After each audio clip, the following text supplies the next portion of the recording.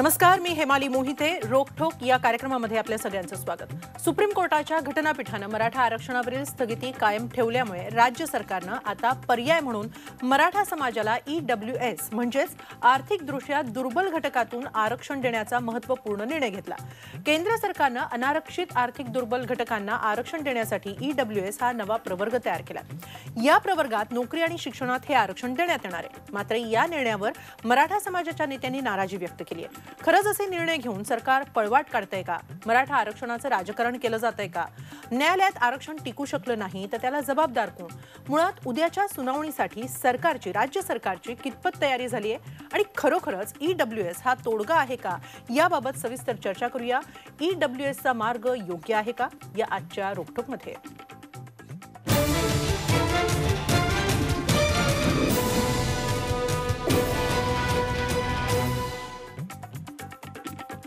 या चर्चेत माझ्याबरोबर सहभागी होत आहेत काँग्रेसचे प्रवक्ते सचिन सावंत, हायकोर्टातील वकील राजेश टेकाळे आणि मराठा क्रांती मोर्चाचे समन्वयक राजेंद्र कोंढरे. या सर्व मान्यवरांचं रोकठोक या कार्यक्रमामध्ये स्वागत. सर्वप्रथम राजेंद्र कोंढरे यांना हा प्रश्न की EWSचा मार्ग जो सरकारनं काढलेला आहे त्याला तुमचा नेमका आक्षेप काय आहे? मला फक्त 1.5 ते 2 मिनिटं द्या. आता सर्वोच्च न्यायालयामध्ये मराठा आरक्षणाची सुनावणी फक्त 25 दिवसांनी 25 जानेवारीला अंतिम सुनावणी लावलेली आहे.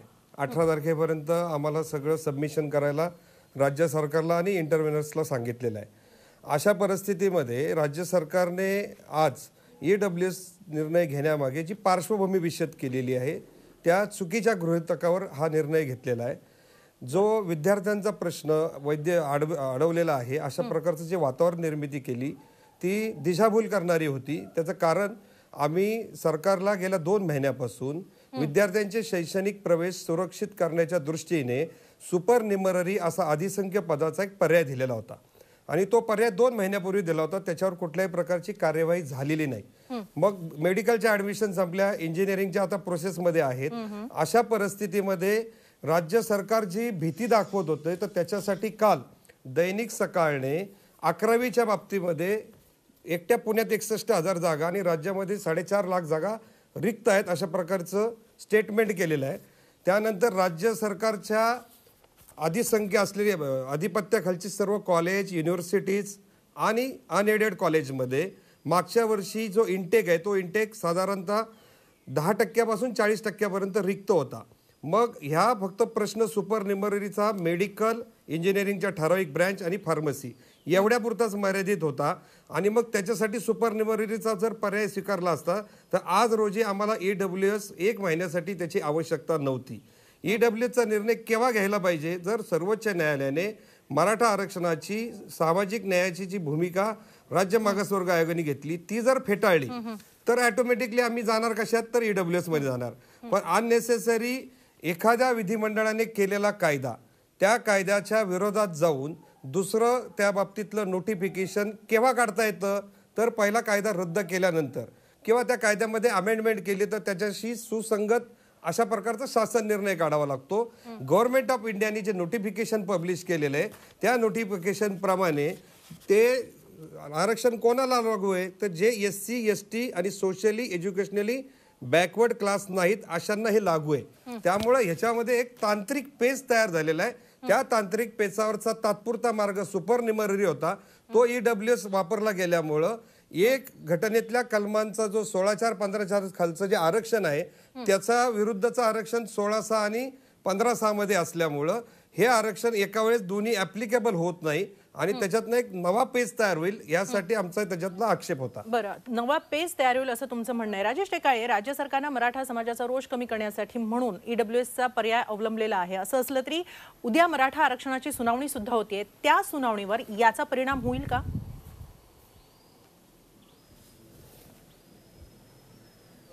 होईल, कारण की आता 25 जानेवारीला अंतिम सुनावणी डे टू डे बेसिसवरती सुप्रीम कोर्टाने ठेवण्यासंदर्भातला निर्णय 9 डिसेंबरला घेतलेला आहे आणि मराठा आरक्षण जे SC-BC कॅटेगरीमधलं आहे ते 15(4), 15(5) आणि 16(4) या घटनेतल्या तरतुदीखाली देण्यात आलेलं आरक्षण आहे.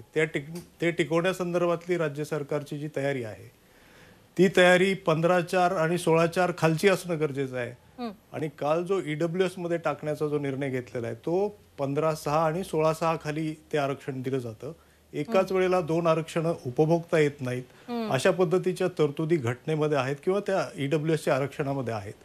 तर हा एक मोठा पेच प्रसंग आज सुप्रीम कोर्टापुढे फेस करावा लागणार आहे राज्य सरकारला. कारण की यामध्ये काही हायकोर्टाचे निर्णय आहेत की EWS मधले जे ऑप्शन्स आहेत ते मुलांना ओपन करून द्या. तर हा वैयक्तिक मुलांच्या अधिकाराचा तो निर्णय आहे. तर त्या संदर्भातल्या तरतुदी राज्य सरकारला करता आल्या असत्या. त्या न करता ऍडमिशन प्रक्रिया आम्ही ज्यावेळी सुपरन्युमररीची मागणी करत होतो त्या मागणीकडे पूर्णपणे दुर्लक्ष करून अशा पद्धतीने त्यावेळेला ज्यांना ऑप्शन पाहिजे त्यावेळेला त्यांना ऑप्शन उपलब्ध करून दिला नाही. आणि आता सरसकट सगळ्यांना जर तुम्ही EWS मध्ये टाकताय तर त्याचा निश्चितच सुप्रीम कोर्टच्या सुनावणीवरती परिणाम होणार आहे. कारण की घटनेमध्ये आपल्याला जे आरक्षण दिलेलं आहे ती टिकवण्याची जबाबदारी राज्य सरकारची आहे. उद्याच्या सुनावणीवर कालच्या निर्णयाचा परिणाम होऊ शकतो. मग राज्य सरकारला हे माहीत नव्हतं का, किंवा राज्य सरकारनं आणखीन काही दिवस किंवा उद्याची सुनावणी होईपर्यंत हे नोटिफिकेशन मागे ठेवायला नको होतं, किंवा उद्याच्या सुनावणीनंतर योग्य ते नोटिफिकेशन काढता आलं असतं? नाही, मला म्हणजे खऱ्या अर्थानं हा जो काही EWSचा एक बागुलबुवा उभा करण्याचा प्रयत्न सातत्यानं अनेक नेत्यांकडनं होतोय. काही संघटनांची वेगवेगळी त्या ठिकाणी मतं आहेत. मला एक लक्षात घेतलं पाहिजे की मराठा समाजामध्ये विविध ज्या संघटना आहेत त्यांचं या संदर्भामध्ये एकमत नाही आहे, मतमतांतर आहेत. त्यामुळे कोणीही असं म्हणू शकत नाही की हे मराठा समाजाचं म्हणणं आहे. आणि जर हे म्हणणं असतं सगळ्या मराठा समाजाचं असतं तर अनेक मराठा समाजातले विद्यार्थी असतील किंवा इच्छुक असतील ज्यांना नोकऱ्या हव्या असतील त्यांनी न्यायालयाचे दरवाजे याच्या बाबतीमध्ये ठोकले नसते, त्या ठिकाणी खटखडवले नसते. आजच्या परिस्थितीमध्ये एक लक्षात घेतलं पाहिजे की ज्या वेळेला हा ACBCचा कायदा आपण या महाराष्ट्रामध्ये मंजूर झाला त्यावेळेला केंद्र सरकारनं EWSचं जे आरक्षण दिलेलं आहे ह्या दोन्हींचं डुप्लिकेशन होऊ नये, म्हणजे दोन्हींचे लाभ घेता येऊ नये याकरता हा एक संदर्भामध्ये एक नोटिफिकेशन काढलं होतं सरकारनं की दोघांपैकी एक त्या ठिकाणी घेता यावं.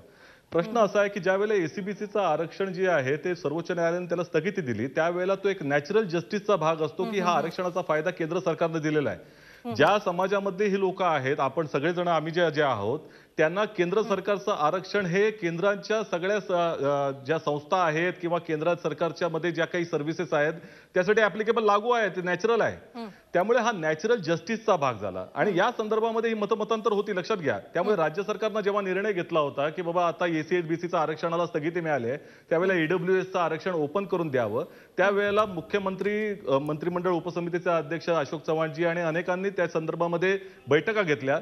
भारतीय जनता पक्षाच्या नेत्यांनी वेगवेगळ्या भूमिका मांडल्या आणि अनेक संघटनांनी, कोंढरेजी देखील त्या ठिकाणी होते, त्यांनी वेगवेगळ्या मतं मांडली.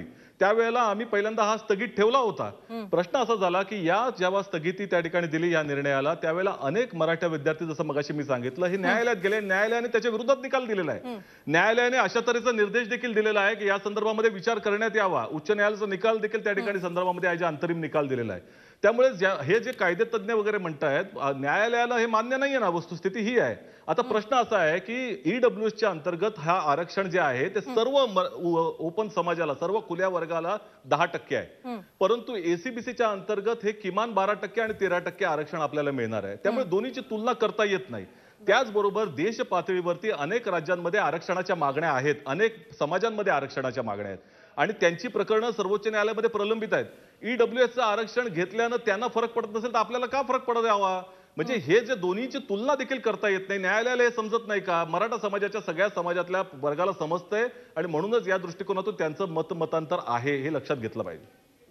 मतमतांतर आहे. आता 25 जानेवारीला सुनावणी आहे, तोपर्यंत खरोखरच मराठा समाजाच्या विद्यार्थ्यांना कितपत फायदा होणार आहे हे पाहणं महत्त्वाचं ठरणार आहे.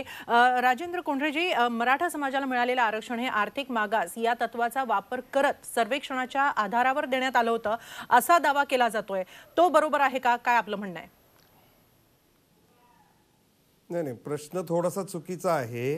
ACBCचं जे आरक्षण आहे हे सर्वेक्षणाच्यावर आधारित आहे, ज्याला क्वांटिफायबल डाटा आपण म्हणतो त्याप्रमाणे दिले. आणि देशामध्ये तामिळनाडूच्या नंतर जो सर्वेक्षण मोठ्या प्रमाणावर झालं त्याच्यामध्ये मराठा आरक्षणाचा अहवाल त्याच्यामध्ये अग्रेसर आहे आणि त्याच्यामध्ये मोठ्या प्रमाणावर जे सर्वेक्षण झालेले आहेत त्याच्यातनं हे निष्कर्ष निघालेले आहेत. त्यामुळं अहवाल आमचा भक्कम आहे.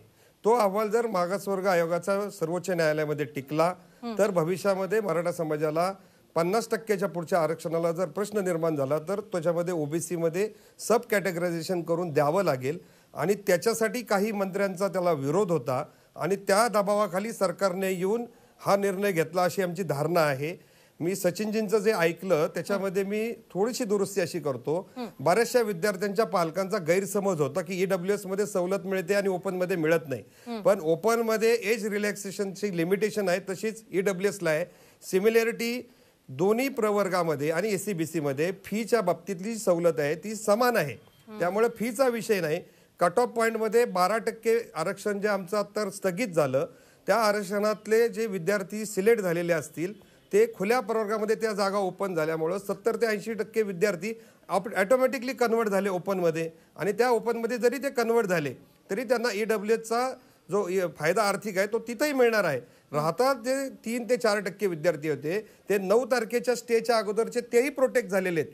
भविष्यामध्ये असे आता प्रवेश प्रक्रिया आहे, त्या प्रवेश प्रक्रियामध्ये 90% कॉलेजचा 90% इंटेकमध्ये भरला जातो, 10% रिक्त असेल तर तिथं मराठा समाजाच्या विद्यार्थ्यांच्या प्रवेशाचा प्रश्न येणार नव्हता.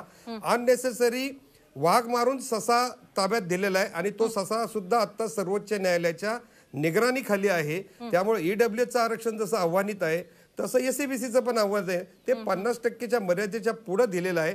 आणि दुर्दैवाची एक बाब सांगतो, मराठा आरक्षणाच्या बाबतीत सर्वोच्च न्यायालयाने जे निरीक्षण नोंदवलं की एक्स्ट्रा ऑर्डिनरी सर्कमस्टन्सेसच्या नावाखाली मराठा समाज रिमोट मध्ये राहतो का.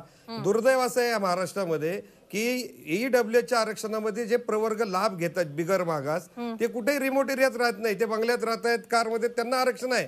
आणि जे रिमोट एरियामध्ये डोंगरामध्ये शेतामध्ये वस्ती करून राहत आहेत, पुण्याच्या 23 झोपडपट्ट्यांमध्ये 80% मराठा समाज आहे, त्याला आरक्षणाचा लाभ नाही. ही खेदजनक बाब आहे. ही तात्पुरती व्यवस्था जर महिन्यासाठी पुढे ढकलली असती, सर्वोच्च न्यायालयाचं हिअरिंगचं आपण वाट बघितली असती तर निश्चितपणे आम्हाला त्याच्यामध्ये काही आशा होती.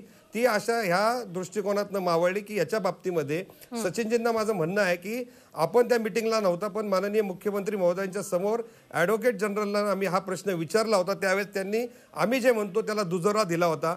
दुसऱ्या दिवशी जी मराठा आरक्षणाची केस बघणारे सन्माननीय पटवालिया साहेब आहेत, सिनियर काउन्सिल आहेत सर्वोच्च न्यायालयातले, त्यांना सुद्धा हे विषय प्राप्त करून दिल्यावर त्यांनी 2 गोष्टी सांगितल्या. इंडिव्हिज्युअल केसमध्ये कुणी ऑर्डर घेऊन आलं त्याला तुम्ही द्या, पण गव्हर्नमेंटनी जर अशी पॉलिसी केली तर सर्वोच्च न्यायालयाच्या केसच्या मेरिटवर त्याचा परिणाम होऊ शकतो. आणि ही जर गोष्ट समजत असतील सर्वांना तर आमच्यासारखे कार्यकर्ते ज्यांनी यांच्यामध्ये आम्ही 25-30 वर्ष याच्यात घालवलीत, एक टप्पा आम्ही पूर्ण करत आणला. अनेक त्याच्यामध्ये विरोध होते, साहजिक ओबीसींचा आरक्षणाला विरोध असू शकतो, परंतु ओबीसींनी ॲडिशनल रिझर्वेशन ऑक्युपाय केलेलं आहे. अनेक प्रवर्गाने ऑक्युपाय केल्यामुळे आज राज्यामध्ये मागास प्रवर्गाची लोकसंख्या टक्के झालं, 73% झालं आणि उरलेल्या 27%मध्ये ही अगतिकता तुम्ही समजून घेतली पाहिजे आणि आरक्षण धोरणातली पण समजून घेतली पाहिजे. त्यामुळे मराठा समाज का अगतिक आहे, त्याला का हे प्रोटेक्टेड आरक्षण पाहिजे, ही मागणी तुम्ही त्याच्या समजून घ्यावी आणि सरकारमध्ये त्यांनी न्यायाची भूमिका घेतली पाहिजे. सरकारनं न्यायाची भूमिका घेतली पाहिजे असं म्हणणं आहे राजेंद्र कोंढरे यांचं. सचिन सावंत, आपण त्यांच्या या प्रश्नांना काय उत्तर द्याल? नाही, मी मगाशी जसं म्हणालो तुम्ही लक्षात घ्या, म्हणजे मला कोंढरे साहेबांचा आदर आहे, तेही मराठा समाजासाठी या आरक्षणाच्या संदर्भामध्ये लढा देत आहेत, अनेक जण लढा देत आहेत आणि अनेक जणांची मी मगाशी सांगितलं तशी मतमतांतर आहेत. आता आपण अशा तऱ्हेनं अपेक्षा करता आहोत की आपला एक ग्रह असा झालेला आहे की ईडब्ल्यूएसचं आरक्षण घेतल्यानंतर सर्वोच्च न्यायालयामध्ये बाजू कमजोर पडेल. ह्या 2 आरक्षणाचा एकमेकाशी संबंध नाही हे लक्षात घेतलं पाहिजे. ईडब्ल्यूएसचं आरक्षण आता त्यांचं म्हणणं आहे कारमध्ये आणि गाड्यामध्ये असलेल्या लोकांसाठी, त्याच्यासाठी त्याचं जे डेफिनेशन आहे ते इकॉनॉमी विकर सेक्शन आहे, त्याचं उत्पन्नाचं त्याच्या संदर्भामध्ये मर्यादा आहे, त्यामुळे त्याच्या पलीकडे ते जात नाही. 8 लाख आणि वस्तुतः त्या सगळ्या ओपन वर्गासाठी ईडब्ल्यूएसचं आरक्षण आहे, ज्याच्यामध्ये मराठा समाज जर बघितला तर त्याला ते आरक्षण हे 2 ते 3% फक्त समाजातल्या लोकांना त्याचा लाभ मिळणार आहे. 10% जर त्याचं ते गणना घेतलीत तर. आता विशेषतः तुम्ही असं जर अपेक्षा करत असाल की प्रत्येक जे मराठा समाजातल्या व्यक्ती ज्याला ईडब्ल्यूएस मध्ये जायचं आहे, ज्याला इच्छा आहे त्याच्यामध्ये जायची, त्यासाठी तो पर्यायच बंद करून टाकावा, ते न्यायालयामध्ये जातात आणि ते घेत आहेत आणि मग प्रत्येक व्यक्तीला न्यायालयाचे खेटे घालावे अशा तऱ्हेची आपली भूमिका आहे का? तुम्ही म्हणताय की ते गैरसमजात न जातात. आता हा गैरसमज आहे का समज आहे? म्हणजे तुम्ही सगळेच जण त्या ठिकाणी अशी अपेक्षा म्हणजे थोडक्यात मराठा आरक्षणाचं राजकारण दोन्ही बाजूंनी केलं जात आहे का? नाही, माझं राजकारणाचा विषय नाही. जसा गैरसमजाच्या बाबतीमध्ये कोंडरे म्हणताय त्याच पद्धतीचे गैरसमज हे दुसऱ्या बाजूला देखील असू शकतात आणि ज्या पद्धतीचं भारतीय जनता पक्षाचे लोक ज्या पद्धतीनं राजकारण करतायत ते गैरसमज प्रस्थापित करण्याचं काम करतायत ही वस्तुस्थिती आहे. सुपर जो न्यूमररीचा पोस्टच्या संदर्भामध्ये न्यायालयामधल्या ज्या काही लोकांच्या जे काही आहेत, जे काही तज्ज्ञ आहेत त्यांच्या वेगवेगळे मतं आहेत ना. त्यामुळे त्या संदर्भामध्ये तुम्ही असं म्हणाल की आम्ही जे म्हणतो त्या पद्धतीने सरकार नियमानुसार चालतं. ते जर होत नसेल तर ते काय करणार? आमची इच्छा आहे ना द्यायची. आणि म्हणूनच या संदर्भामध्ये लढा जो चाललेला आहे सर्वोच्च न्यायालयामध्ये तो तसाच चालत राहणार आहे. इतर देशातल्या इतर राज्यांमध्ये जर ईडब्ल्यूएसच्या आरक्षणाचा फरक पडत नसेल इतर याच्यावरती तर याही वर पडणार नाही. ऍज इट इज जर बघायचं झालं तर महाराष्ट्रामध्ये 50% पुढेच आहे आरक्षण.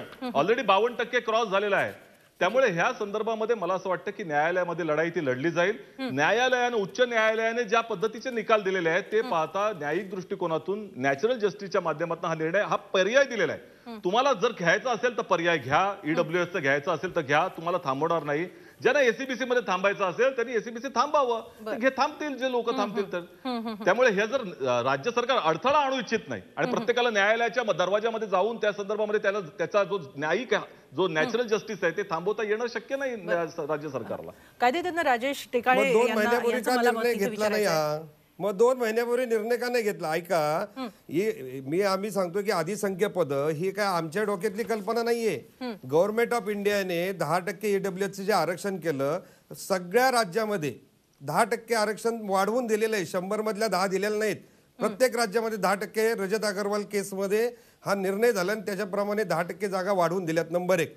नंबर 2, AICT असेल, काश्मीरमधले विस्थापित असतील, गल्फ कंट्रीतले लोक यांच्यासाठी सुद्धा सुपर न्यूमररी जागा आत्ता आपल्या राज्यामध्ये आहेत.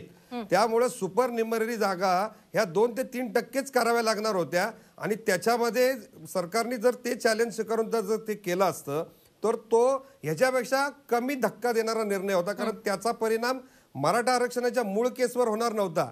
इथे काय झालंय की डेफिनेशन चेंज झालेलं आहे आणि एखाद्या क्लासला त्या डेफिनेशन मध्ये घ्यायचं असेल तर पूर्वीची डेफिनेशन आम्ही नाकारवतो आहोत. हा तांत्रिक पेच सावंत साहेब तुम्ही समजून घ्या. आणि ह्याच्या बाबतीमध्ये जर सरकारचे ॲडव्होकेट जनरल आणि पटोलिया साहेब जर ते सांगत असतील तर सरकारने ही भूमिका कशा पद्धतीने अवेरली आणि हा निर्णय घेण्यासाठी हा सरळ मराठा आरक्षणाच्या बाबतीमध्ये जे भविष्यातलं संकट आहे लक्षात घ्या. सर माझं म्हणणं आहे, मी त्या समाजातले घटक आहे, तुम्ही पण घटक आहात. माझा एकच फक्त मुद्दा संपू द्या की हा परिणाम आम्ही सामाजिक कार्यकर्ते आहोत. खासदार हरिभाऊ राठोड तुमच्या पक्षाचे माजी आमदार आहेत आणि आता माजी खासदार आहेत. त्यांनी एक फॉर्म्युला आणला होता की 19% ओबीसीतल्या ज्या छोट्या जाती राजेंद्र कोंढरेजी थोडक्यात सांगाल कारण आपल्याकडे कार्यक्रमाची वेळ कमी आहे. मिळाला नाही. मग माझं म्हणणं होतं की सरकारला आउट ऑफ कोर्ट जाऊन हा डिसिजन घेण्यासाठी एक प्लॅटफॉर्म तयार करावा आणि त्याच्यामध्ये जे दोन समाजामध्ये वैर निर्माण होते त्याच्याऐवजी प्रत्येकाने 2 पावलं मागे जाऊन जर विषय मागे घेतला तर हा आउट ऑफ कोर्ट सुद्धा मराठा समाजाचा सुटू शकतो अशी आमची धारणा आहे. त्याच्यासाठी सचिन सावंत साहेब तुम्ही लवकरच आमदार होणार आहे, तुम्ही ह्याच्यात पुढाकार घ्या. नक्की. राजेश टेकाळे, आणखीन ही जी चर्चा चालू आहे काय वाटतं? जसं मगाशी सचिन सावंत म्हणाले 2 आरक्षणाचा संबंध नाही यावर तर तुमचं मत हवंच आहे, पण त्याचबरोबर सुपर न्यूमररीच्या पर्यायाबद्दल आपलं काय मत आहे? सुपर न्यूमररीचा जो पर्याय मराठा क्रांती मोर्चाच्या वतीने सुचवण्यात आला होता तो अत्यंत योग्य पर्याय होता. कारण की राज्य सरकार एका बाजूला SC ST OBC मधल्या ज्या काही कास्ट व्हॅलिडिटी सर्टिफिकेट रद्दबातल केलेल्या लोकांना 12,500 लोकांना अधिसंख्य तत्वावरती सुपर न्यूमररी तत्वावरती 11 महिन्याची ऑर्डर देतं. तशाच पद्धतीनं आज सिलेक्ट झालेल्या कॅन्डिडेट्सला ऑर्डर देता आल्या असत्या किंवा तशा सुपर न्यूमररी जागा करून SCBC कॅटेगरीतल्या मुलांना त्या ठिकाणी ॲडमिशन देता आली असते. आज क्रीम इन्स्टिट्यूशनमध्ये SCBC कॅटेगरीचा मुलगा बाहेर फेकला गेलाय. त्याला बाहेरच्या ठिकाणी ज्या इन्स्टिट्यूशनला कुठल्याही प्रकारचं डिमांड नाही अशा ठिकाणी जाऊन ॲडमिशन घ्यायला लागते. आमची अशी मागणी होती की या मुलांना प्रोटेक्ट करा, सुपर न्यूमररी जागा तुम्ही क्रिएट करा. सुपर न्यूमररी जागा क्रिएट करून या मुलांना त्या क्रीम इन्स्टिट्यूशनमध्ये ॲडमिशन मिळतील याची प्रोव्हिजन करा. कारण की SCBC आयडेंटिफाईड कॅन्डिडेट्स आहेत आणि अशा अफेक्टेड कॅन्डिडेट्सला तुम्ही त्या ठिकाणी प्रोटेक्ट करू शकला असता. व जर तुम्ही बाकीच्या समाजाला न्याय देताय आणि मराठा समाजाला न्याय देऊ शकत नाही याचा अर्थ अन्याय होतोय समाजावरती. आणि अशा परिस्थितीमध्ये तुम्ही सुपर न्यूमररीचं जे ऑप्शन अवेलेबल आहे नोकरीमध्ये अवेलेबल आहे आणि शिक्षणामध्ये अवेलेबल आहे. अफेक्टेड कॅन्डिडेट्सला फक्त ते तिथं अकोमोडेट करायचं होतं. That is a legal provision which is already available. ती सोडून आज मराठा समाजाला तीन राज्यांनी नोकरीमधलं आरक्षण प्रोटेक्ट केलेलं आहे. प्रक्रिया पूर्ण झाल्यानंतर आणि आज सुप्रीम कोर्टमध्ये आपण 15(4) ची डेफिनेशन असेल आणि 15(6) ची डेफिनेशन असेल, ह्या टोटली डिफरंट डेफिनेशन्स आहेत. 15(6) ची डेफिनेशन टोटली वेगळी आहे. 15(4) आणि 15(3) खालचं जे आरक्षण, 15(5) खालचं जे आरक्षण आहे, आज हा जो एसीबीसी हा जो समाज आहे, एसीबीसी म्हणजे मराठा समाज, हा बॅकवर्ड क्लास कमिशनच्या रिपोर्टवरती आधारित, जो सोशली आणि एज्युकेशनली बॅकवर्ड ठरलेला हा समाज आहे, ज्याचं नोकरीतलं प्रमाण अत्यल्प आहे, शिक्षणातलं प्रमाण अत्यल्प आहे, असा हा समाज आज 30% समाज कुठल्याही सवलती विना आज ओपनमधून कम्पीट करतोय, जे शक्य नाहीये. दिस इज इनइक्वॅलिटी. हे इक्वॅलिटीच्या प्रिन्सिपलला धरून नाहीये. त्यामुळं हा जो काही राज्य सरकारची जी ही पळवाट आहे सुपरन्युमरीच्या ऑप्शनमध्ये, आज सिलेक्ट झालेल्या मुलांनाही त्या ठिकाणी नियुक्त्या देता आल्या असत्या. जे अफेक्टेड मुलं आहेत त्यांना अकोमोडेट करता आलं असतं. तुम्ही SC ST आणि ओबीसीच्या लोकांना करताय ना. 12,500 लोकांना तुम्ही अधिसंख्य पदावरती तुम्ही तिथे त्या ठिकाणी. यांचं मत जाणून घेऊया. सावंत साहेब, तुम्हाला एक विनंती आहे. पळवाट नाही का, जसं सावंत साहेबांना एक आव्हान ते काय करायचंय. म्हणाले? मला सावंत साहेबांना एक आव्हान करायचंय. 1 मिनिट द्या मला असं मला. सावंत साहेबांना एक विनंती आहे सर, की सावंत साहेब मला या जर तुम्ही सगळ्यांना न्याय देऊ शकता तर मग मराठा समाजालाही न्याय द्या ना तुम्ही. यावर आपण सचिन सावंतांचं मत जाणून घेऊया. सावंत साहेबांना एक विनंती आहे. नाही, सावंत साहेबांना एक विनंती त्याच्या बरं, अगोदर थोडक्यात मी बोलू का 1 मिनिटं? थोडक्यात हा, सांगाल थोडक्यात. कोंढरेजी?